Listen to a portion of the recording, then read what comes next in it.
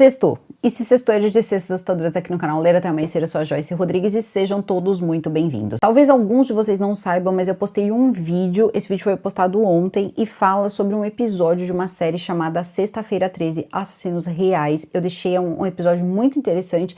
Eu postei, como não é um dia de postagem, talvez você não tenha sido notificado, eu vou deixar o link desse vídeo aqui no box de descrição e também no comentário fixado. E hoje eu venho aqui para falar sobre um dos exorcismos coletivos mais emblemáticos da história, que é o exorcismo das freiras de Laudun.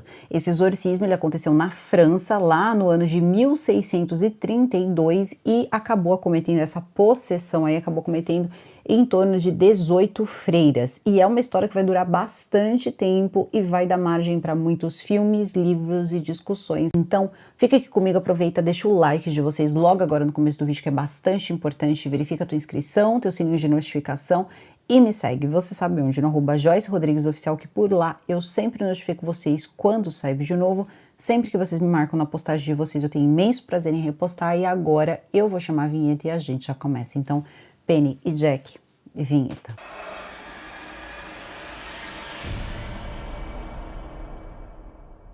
Bom, e antes de começar a história em si, que é quando acontece toda a questão da possessão, nós temos várias coisas aí que precisamos entender antes de poder cair na história em si, porque é o seguinte, nós estamos aí no ano de 1630, vamos pensar aí.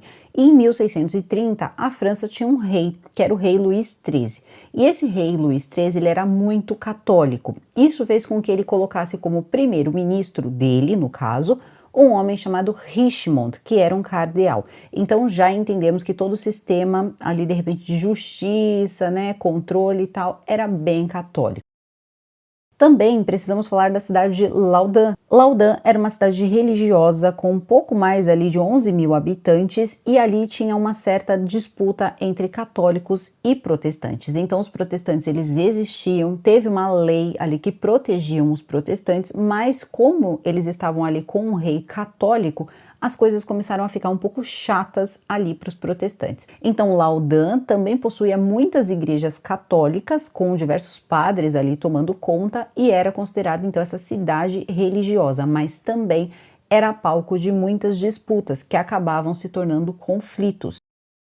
Conflitos que aconteciam entre católicos e protestantes. E claro que os conflitos vindo dos católicos, eles eram sim endossados e também financiados pela coroa. Então tudo isso é importante da gente saber, até mesmo para entender o que se passava na cabeça das freiras ali em Laudun, porque elas eram apenas, no fundo, 18 garotas ali vivendo, tentando viver a vida ali debaixo de um teto totalmente protegido e também, de certo modo, afastada do mundo de tudo e de todos, quietas, fazendo sua limpeza, rezando e sendo também comandadas ali, fazendo coisas e tal, normalmente por pessoas que acabavam saindo um pouco mais do que elas daqueles muros daquele convento. Então isso também é importante da gente lembrar. Bom, então eu já falei um pouco de Richemont, que era o primeiro-ministro, e o Richemont, ele também tinha uma certa rixa com um homem chamado Urbain de Grandier, que vai ser o próximo grande personagem aí dessa história. Talvez aí o foco central aí dessa história tenha sido Urbain de Grandier,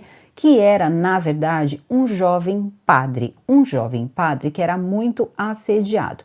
Não é como se Urbain de Grandier fosse um santo, na verdade não, ele era um mulherengo. Urbain de Grandier nasceu no ano de 1590 em uma família muito abastada. Eles tinham muito dinheiro e ele decidiu conhecer tudo que ele podia conhecer. Ele viajou, ele conheceu pessoas, ele tinha uma grande rede de contatos. Ele conhecia juízes, ele conhecia muita gente importante e ele decidiu ser padre, tá? Ele teve essa vontade de ser padre e os estudos dele, assim, ó, estavam em alta, né? Claro, para o que se tinha em 1600 e até um pouquinho aí de medicina, às vezes ali ele pensava sobre, só que ele também tinha um fraco por mulheres. Ele não conseguia seguir o celibato. Então ele frequentava lugares, basicamente, que os homens solteiros ou não da época também frequentavam, como bordéis, por exemplo. Urbain de Grandier, ele era um cara muito bonito, então as pessoas diziam que, além da beleza, ele também tinha muita eloquência quando ele falava.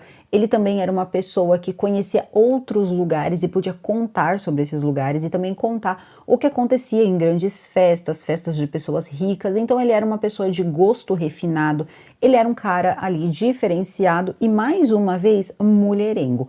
o que fez com que diversas mulheres da região, não apenas as freiras, mas também as freiras, começassem a correr atrás do Urbain de Grandier. Não é como se de repente também ele fosse muito difícil, não. Ele também estava ali para jogo, tá? E ele achava que isso era normal. Bom, eu também acho, mas a minha opinião não importa, porque afinal de contas ele era um padre. Ele se comprometeu com uma instituição que não aceita isso, né? Não aceita ali o celibato precisa ser seguido. E ele, por ser um padre, fez com que isso acabasse se voltando contra ele. Principalmente quando ele acaba em uma igreja também em Lausanne e ele acaba deixando ali várias freiras apaixonadas, várias mulheres apaixonadas e, por incrível que pareça, ele acaba nos tribunais porque ele tinha engravidado duas freiras. Então, assim, isso não era uma coisa legal, até porque nem sabemos aí o que aconteceu com essas duas mulheres, isso não é dito em nenhum local. E por incrível que pareça, o julgamento do Grandier está também nos documentos aí na história, faz parte da história da França. Então vários personagens que estão aqui nessa história têm a sua história ali registrada, mas isso não é segurança para nada, até porque isso pode ter sido bem manipulado, como por exemplo vai ter, né, futuramente ali constando em um processo, no caso do Grandier, uma carta que ele teria escrito para o demônio, seria basicamente isso, tinha o nome dele lá, várias entidades ali demoníacas, dizendo que ele queria de repente fazer mal a freiras. É uma coisa complicada, mas estava dentro ali do processo do Grandier. Então, só para a gente ter uma ideia aí do que você pode encontrar num processo que envolve de repente feitiçaria no ano de 1632. Bom, o Grandier também tinha muito dinheiro e por mais que ele tenha se tornado padre, não é como se ele tivesse aberto mão também de todo esse dinheiro. Não, ele vivia e ele vivia muito bem. Vamos dizer que o Grandier vivia uma vida dupla e também defendia ali os padres no sentido de ele achava que uma mudança precisava acontecer na igreja, porque os padres eles precisavam casar, ele dizia que não era natural homens não se casarem e que os homens e as mulheres estavam na terra justamente para se reproduzirem, seria basicamente isso, ou tentar se reproduzir, que era o que ele mais curtia fazer. Enfim, ele era um cara interessante para as mulheres, ele acabava deixando as freirazinhas apaixonadas e outras mulheres também. E o que acontece é que no momento, ali nos seus 27 anos, quando ele chega em Lausanne, as freiras ursulinas, que nós vamos falar já um pouquinho mais aqui na frente, vão vê-lo, né? Em alguns momentos vão acabar vendo o padre, todo mundo vai ouvir falar do padre e começa aquela conversa e várias freiras estão apaixonadas. Sei disso porque eu tenho um livro aqui das freiras de Lausanne e fala também de biografias que foram escritas depois no futuro, como é o caso, por exemplo, da primeira mulher aqui que vai ser possuída, a primeira freira, que diz abertamente que ela tinha se apaixonado num primeiro momento ali pelo padre Urbain e que depois ela até admite que ele era um homem inocente. Então a gente tem que entender que jovens freiras estavam apaixonadas pelo padre Urbain, mas nós tínhamos uma madre superiora que era feia, tá? Feia, considerada feia para a época. Jeanne des Angelis, ou Jeanne dos Anjos, que eu até prefiro, que assim eu consigo pronunciar aí um pouquinho melhor, ela era a madre superiora das freiras ursulinas. E o que acontece é que certa vez ela decidiu se confessar com o padre Urbain. O que ela confessou para o padre Urbain, nunca saberemos. Fato é que depois disso, quando eles precisaram de uma pessoa para ficar como confessor das freiras naquele convento, ela queria por força que fosse o padre Urbain, mas o padre Urbain nega o pedido, ele diz, olha, eu não quero, eu tô aqui com a minha igreja, eu tô tranquilo, e na verdade, né, algumas pessoas disseram depois que ele achou ali a madre superiora muito feia. Então não é como se de repente ele também estivesse com as melhores das intenções se ele decidisse ser ali o confessor dessas freiras. Bom, acontece que nós tínhamos também uma madre superior ali apaixonada e no momento talvez que ela viu que ele não se interessou por ela, inclusive é dito que ela poderia ter algumas deformidades no rosto também, isso pode ter feito com que ele fosse ainda menos delicado com ela. Enfim, não aconteceu nada, mas aí você vai ter um convento cheio de garotas apaixonadas e que acabaram colocando um outro homem como confessor, que era o prior Musso. E esse prior, ele era um homem muito mais velho, então assim, uma pessoa ali, né, que não, enfim, ninguém se interessaria por ele, era quase como uma figura mais paterna do que de repente ali uma pessoa que elas se interessariam fisicamente. E parece que pelos corredores ali do convento, a conversa era o padre, tava todo mundo agitado, se é que podemos dizer dessa forma. E o padre Urbain continuava vivendo a vida dele. E vamos pensar o seguinte, ele era um homem esclarecido, então para ele toda essa questão de padres não podem casar era um erro. Inclusive, ele estava apaixonado por uma moça e ele tinha planos de se casar com essa moça. E isso só vai ser descoberto, infelizmente, quando ele já não estiver mais com vida, porque ser de repente ali um homem que desperta o desejo de freiras em um contexto totalmente católico pode ter sido ali a ruína dele. Sem contar que ele não deveria ter sido padre, né? Acho que não precisamos falar sobre isso. Bom, o tempo se passa, né? Vai passar ali algum tempo. Chega também na cidade de Laudan é a peste. E a peste ela veio com força, porque a cidade, que já era uma cidade ali com um pouco mais ali de 11 mil habitantes, ela perde 4 mil habitantes assim em poucos meses, porque a peste veio e veio muito forte. E para, de repente, a alegria das freiras e de repente até uma certa devoção ainda maior, ninguém do convento foi atingido, tá? Ninguém do convento se contaminou, ficou doente, não aconteceu nada. Mas posteriormente, eles vão dizer que a coisa ali estava pegando tanto, de repente o lugar estava tão possuído que nem mesmo a peste quis passar por lá. Olha só como as coisas mudam e mudam rápido, dependendo dos olhos de quem vê. Em setembro de 1632, essa irmã Jane estava saindo do seu quarto quando ela percebe que tinha um fantasma que lembrava muito o confessor dela, o prior Musso, mas ela ficou um pouco em dúvida se seria ele ou não. Ela sai muito assustada do quarto. Ela encontra duas outras freiras também que são importantes aí para a história, porque elas vão ser as 3 primeiras que vão apresentar sinais de possessão. Ela também pôde verificar que as freiras tinham visto a mesma coisa que ela, esse tipo de fantasma, esse espírito, sei lá, elas não sabiam dar um nome para aquilo, elas só conseguiam pensar no mal, e é nesse momento então que sonhos começam a surgir nessa história, sonhos com o padre Urbain. Bom, Padre Urbain começa a visitar os sonhos, então, dessas freiras de uma forma muito erótica. É o mal tentando se apossar da alma delas. Então, certa vez, em um jantar, elas estavam todas comendo. Essas freiras, elas começaram a passar muito mal, elas começaram a ver um globo, parecia um globo bem escuro, que elas começaram a rasgar as roupas, elas começaram a gritar, a tremer, a falar línguas estranhas, enfim, a coisa toda foi um caos e assustou todas as outras freiras que estavam lá. Nesse momento, algumas irmãzinhas que estavam ali pegaram umas hóstias, tentaram colocar na boca delas e elas cuspiam a hóstia e elas caíam pelo chão, elas se debatiam no chão. Foi uma coisa muito tensa e, por incrível que pareça, vai durar pouco tempo somente com as 3, porque logo em seguida todas vão estar apresentando o mesmo comportamento.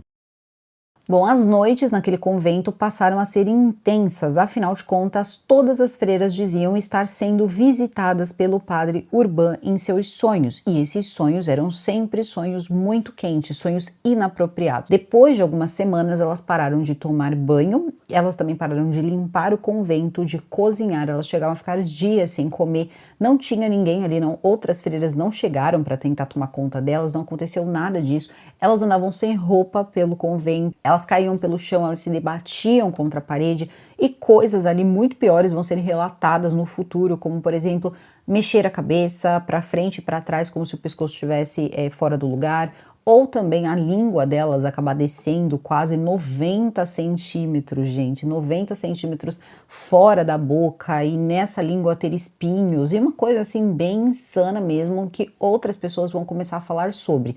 Mas isso só vai ser possível quando tudo isso se tornar público, o que é uma grande tristeza. Bom, o lugar então começou a feder, né? Não precisamos dizer que sem limpeza os alimentos também começaram a apodrecer, tudo começou a cheirar muito mal e eles também atribuíam esse cheiro ao mal que estava tentando ali pegar aquelas freiras, possuir aquelas freiras literalmente. Então o que acontece em seguida é que elas começam a variar um pouco, tá? Em alguns momentos elas estão um pouco letárgicas e depois elas partiam para esses momentos em que elas ficavam muito agitadas e começavam a rasgar as roupas e tal, elas não se vestiam mais em um determinado momento.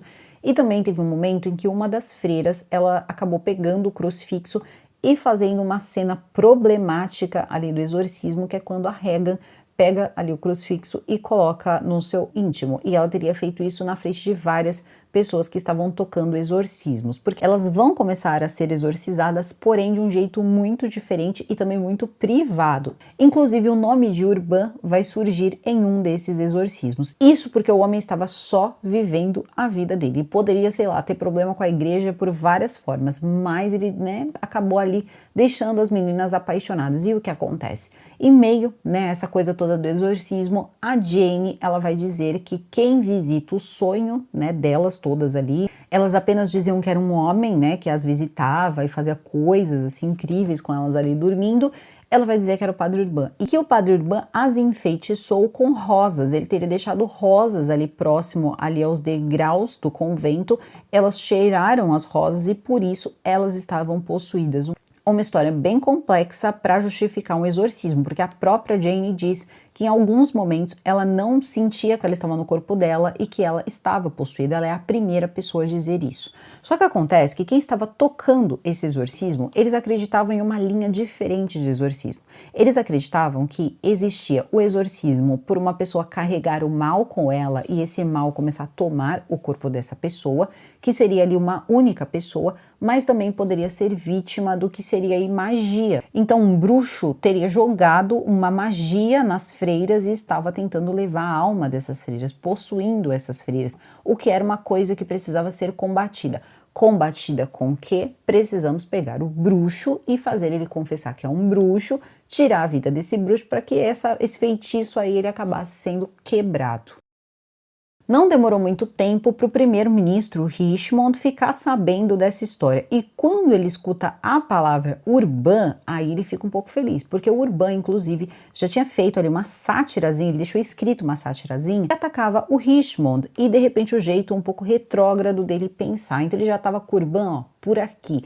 Quando as freiras começam a dizer que quem visitava os sonhos dela era o belo padre Urbain, não deu outra, foi todo o sistema ali atrás do Urbain, incluindo ali as ordens do rei, tá? Porque isso aí chegou até o rei. Então o Urbain tá ali vivendo sua vida tranquilamente quando, de repente, ele é preso novamente, porque ele já tinha sido preso uma vez por causa das freiras grávidas, só que dessa vez, além do normal, também tinha a Inquisição. Então ele verificou que aquilo era uma coisa bem séria, daquela vez era sério. Então o que eles fizeram? Levaram ele para prestar os seus depoimentos, falar sobre, tentar fazê-lo confessar que era um bruxo e foram revirar as coisas do Urbain.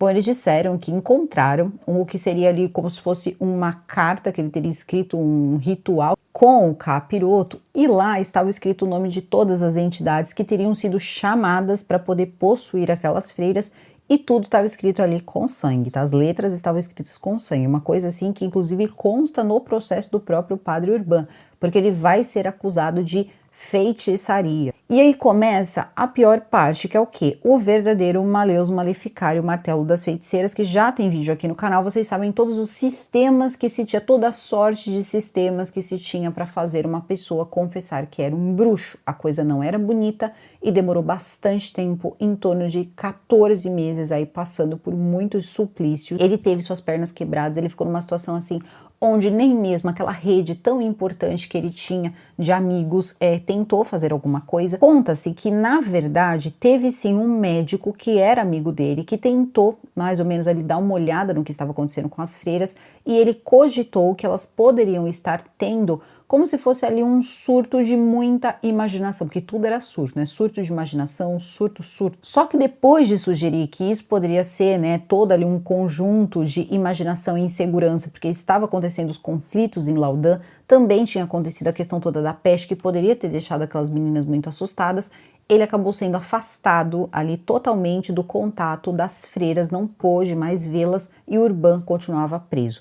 Urbain passava dias e dias sendo interrogado e saía desses interrogatórios cada vez mais moído, se é que vocês me entendem, tá? Tudo que se fazia com as bruxas ali em Salem, todos os métodos, era feito com Urbain também. Inclusive, eles rasparam todo o corpo dele para ver se encontravam a marca que era colocada ali como a marca do bruxo. E por incrível que pareça, eles encontraram uma, Afinal de contas, acho que todo mundo deve ter uma marquinha aí. E disseram então que aquela era a marca do pacto. Então eles queriam que o Urbain confessasse, mas o Urbain não confessava. Em meias coisas encontradas ali na igreja, que eram do Urbain, eles também encontraram a carta. Urbain tinha deixado nessa carta por escrito que ele queria se casar com uma moça. Ele também teria deixado por escrito que os padres precisavam se casar, que aquilo seria melhor ali para a vida dos padres e também para a igreja. Isso tudo foi usado contra ele, já era motivo também para dizerem que ele estava conspirando, porque ele também estava sob o domínio do mal. Então tudo isso começou a ir contra o padre Urbain. O padre Urbain fez tudo o que ele pôde, inclusive as freiras, elas continuavam tendo esse comportamento, elas continuaram possuídas com o padre Urbain preso. Então acontece que por 14 meses ele é interrogado e já não tinha mais o que destruir, né, no padre Urbain para que ele confessasse. Já tinham feito tudo o que eles podiam. Os exorcismos eles continuavam no convento e o padre Urbain não confessava, então eles acreditavam que enquanto não houvesse a confissão não se quebraria a magia. E aí o que acontece é que ele foi sentenciado à fogueira. Porém, ele fez um pedido. Eles poderiam ter misericórdia dele, ele passar pela forca antes da fogueira, porque ele não queria passar pela situação de ser queimado vivo. Isso era uma coisa que ele não queria, porque ele já estava muito machucado, ele já estava muito debilitado, e foi o único pedido que ele fez, e esse pedido foi concedido. Bom, depois disso, o padre Urbain, então, foi levado para a praça pública, como acontecia, né, a aplicação da lei, e o que acontece é que a pessoa que arrumou a corda, né, para ele passar por toda a parte onde ele seria enforcado antes, ele fez esse nó muito mal feito, justamente para o padre Urbain não ficar preso e acabar caindo na fogueira. Porque eles disseram o seguinte: nós vamos primeiro fazer isso com você, quando você não estiver mais vivo, nós vamos então colocar você na fogueira, porque é o correto, é só assim que essa maldição se quebra.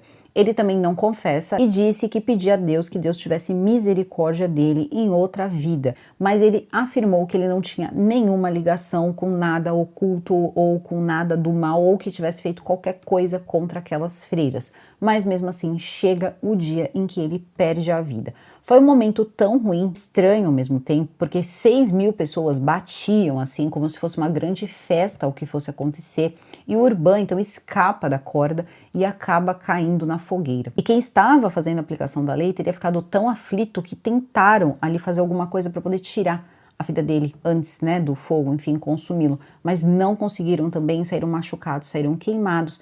E a verdade é que diversas pessoas que participaram disso ficaram muito doentes depois, inclusive os 2 homens que carregaram o Urbain até, enfim, o destino dele, a sentença dele, eles enlouqueceram depois. Então muita gente dizia que foi o mal que saiu do Urbain que acabou pegando aquelas pessoas. Fato é que até mesmo alguns exorcistas que estavam cuidando das freiras, eles adoeceram com coisas muito sérias e acabaram muitas vezes aí até mesmo vindo a óbito. Bom, depois disso, os exorcismos eles continuam, eles vão continuar, inclusive quem vai tomar conta dos exorcismos são padres jesuítas. E esses padres jesuítas, eles vão tentando diversas formas diferentes de exorcismo para conseguir ajudar as freiras, mas isso vai durar até 1638. Então, por anos depois, aí que o padre Urbain foi sentenciado, elas continuaram possuídas. Então, era para tudo ter acabado naquele momento, mas não acabou, elas continuaram dessa forma.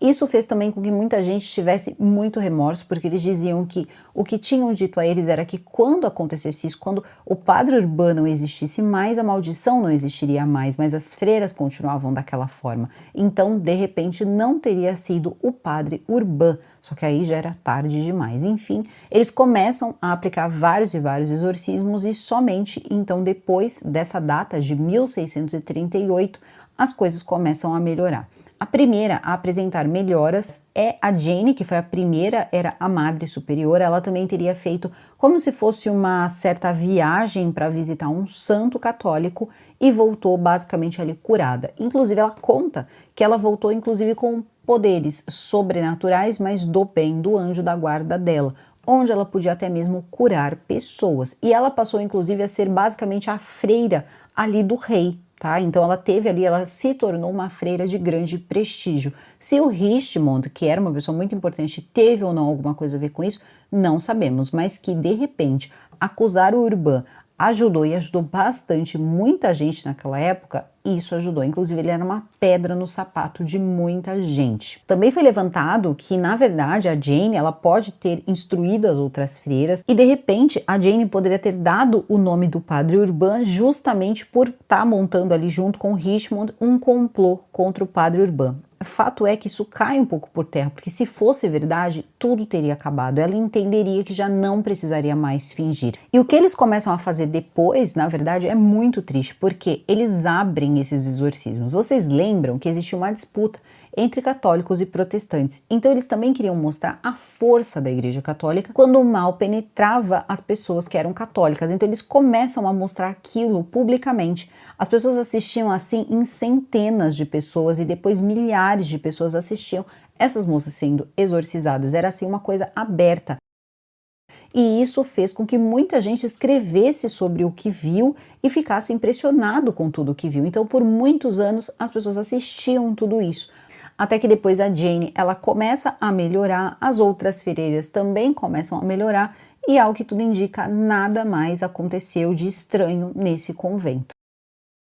Bom, futuramente a Jane, quando ela escrever ali as memórias dela, ela vai colocar, inclusive, que ela sentia muito pelo que aconteceu com o Urbain. Ela deixa claro que ela era apaixonada por ele, que ela o amava e que ela teria dito isso a ele. E que ela, na verdade, não imaginava que ele poderia ter sido responsabilizado pelo que aconteceu. Ela também não acreditava que ele tinha alguma coisa a ver com isso. E parecia ser sincero. Mas a essa altura do campeonato, ela já tinha se tornado uma pessoa muito influente, muito importante. Então não dá para saber o quanto disso é verdade, mas ela tentou limpar um pouco, sim, a memória, pelo menos, do Urbain. Inclusive, o Urbain era uma pessoa de família, Urbain tinha sobrenome, isso também mancha o sobrenome da família dele. Era uma coisa bem triste você ser acusado, né, de feitiçaria em 1632. Então ela tentou depois limpar um pouco disso, e a gente tem que pensar o seguinte também, tá? Era uma época onde, quando você se tornava padre, toda a parte ali, de repente, que você tinha de dinheiro, que você tinha, né, de bens ali que vinha com a sua família, com o seu nome, se você não estivesse mais aqui, né, quando você partisse desse mundo, você não podia casar, automaticamente você não tinha filhos, pelo menos teria que ser a regra, sabemos que não é verdade, inclusive o Urbain pode ter deixado 2 filhinhos aí, mas todo o dinheiro acabava passando sim para a Igreja Católica. A igreja, ela ficava com esse dinheiro, não sei se fica até os dias de hoje, mas ficava com esse dinheiro, então a gente sabe que provavelmente o dinheiro do Urbain acabou indo para a igreja sim, e não sabemos aí se isso teve reflexos com a família dele, porque começaram a dizer que o Urbain, ele tinha contatos aí com o mal desde sempre, desde muito jovem, por isso depois, em um certo arrependimento, ele teria se tornado padre. Enfim, era uma história que foram criando também depois, aí já do falecimento do Urbain. E também uma grande publicidade que aconteceu com a tal cartinha, né, que ele tinha escrito, fazendo ali um acordo, né, um acordo ali com o capiroto, dizendo que ele queria poderes ali para poder atrair as mulheres, tomar a alma das mulheres, e assinado por diversos nomes que são considerados aí demoníacos e que eu não vou repetir aqui. Até mesmo um que é responsável pela luxúria, estranho, né, essa situação toda, mas até ele estava no meio disso, então tinham muitos mesmo, e todos ali assinados com sangue, então isso também pode ter sido uma coisa forjada posteriormente ali a prisão dele, e tudo indica que sim. E não podemos esquecer que essa questão toda, a época, tá? Essa ligação, de repente, da coroa com a igreja, também fazia com que a religião fosse política. Não que muitas vezes seja diferente hoje em dia, mas a época era muito maior, tá? Esse poder era muito maior, inclusive, normalmente eles diziam que o Papa, ele era o rei dos reis, então ele mandava mais até mesmo que um rei. Eram outros tempos, era uma outra forma de viver, uma outra forma de pensar. Bom, depois de muito tempo, livros vão ser escritos sobre essa história, filmes vão ser feitos, diversos materiais são inspirados nas freiras de Laudun, porém, nós sabemos que também tem um material que fala que o que acontece com essas freiras é que uma delas pode ter tido algum contato íntimo com o Urbain ou com outro padre ou com outra pessoa, outro religioso, outro homem, na verdade. E o que aconteceu foi que ela acabou contando ou ela acabou ficando ali com mais vontade, né? Então tem quem diga aí que foi uma certa, né, pressão, a vida delas ali não tinha margem para esse desejo. Isso era muito pecaminoso para a época, ter essa vontade era um problema. Então automaticamente quando isso se intensificava, juntando com a pressão da proibição, acabava virando uma obsessão e de repente aquilo começou a se espalhar. E aí que entra também toda a questão da coisa coletiva. Por que eu digo a coisa coletiva? Salem aconteceu um pouco disso, né? Teve toda aquela histeria coletiva entre as pessoas e o que se acredita foi que o que aconteceu em Laudun também foi uma histeria coletiva que começa, na verdade, com a Jane e os desejos reprimidos da Jane. Mas é claro que essa é uma visão da história e cada pessoa pode ter uma visão desse caso. Na verdade, esse é um caso que várias e várias vezes ele é revisitado, inclusive por pessoas que pesquisam o comportamento humano, principalmente se ligando a comportamentos também que se misturam com a religião. Isso é bem importante também de deixar destacado. E também a importância desse caso, que não é uma simples historinha de terror, mas sim um marco, tá? Foi um momento ali da igreja, um momento importante da igreja, um momento importante do país ali, né, da França como país e também da cidade de Loudun como cidade religiosa. Essa é a importância. E colocar um padre onde normalmente se culpavam uma mulher, né? Teria sido muito mais prático ter culpado a Jane. Na verdade, talvez se tivesse sido um pouquinho mais para frente, isso tivesse acontecido, porque se tinha uma bruxa, ela era uma mulher. No caso dessas freiras, quem acabou sendo responsabilizado foi o padre Urbain de Grandier, que até os dias de hoje é lembrado dessa história. Ela é muito importante na cidade de Loudun, na França. Essa cidade ainda existe e essa história também é contada por lá, tá? Contada, recontada. E claro, também as biografias da Jane, biografias também de outras pessoas que presenciaram os anos e anos ali de exorcismo basicamente público, o que faz com que esse seja um material vasto para pesquisas. E sinceramente, se a gente fosse entrar em pormenores aqui desses exorcismos, teve até mesmo um padre que, vendo a condição daquelas freiras, ele convidou todos, tá? Todas as entidades que estavam ali a ir, né, para o corpo dele, para livrar essas freiras. Esse homem teria ficado gravemente doente alguns dias depois e também acabou falecendo. Então tem muitas histórias aí que acabam, né, circulando todo esse contexto, de repente, aí de mulheres que estavam possuídas ou que estavam em estado bem alterado. Então isso também faz muito mal, né, para uma pessoa e também para quem está em volta, mas é claro, é uma forma de se ver e eu gostaria muito de saber qual é a sua. Conta pra mim, além dos filmes que abertamente falam das freiras de Loudun ou falam também Urbain, se você consegue reconhecer essas cenas, essas histórias aí em outros, né? Em outros, você assistiu algum filme que tinha uma cena muito parecida, porque muitos filmes, principalmente de terror, a gente consegue aí perceber que eles se inspiraram um pouquinho em um determinado momento na história das freiras de Loudun. Então coloca aqui nos comentários que eu vou gostar bastante de saber. Eu vou ficando por aqui, o vídeo fica por aqui. Eu desejo a todos vocês um excelente final de semana. Super beijo e até o próximo vídeo.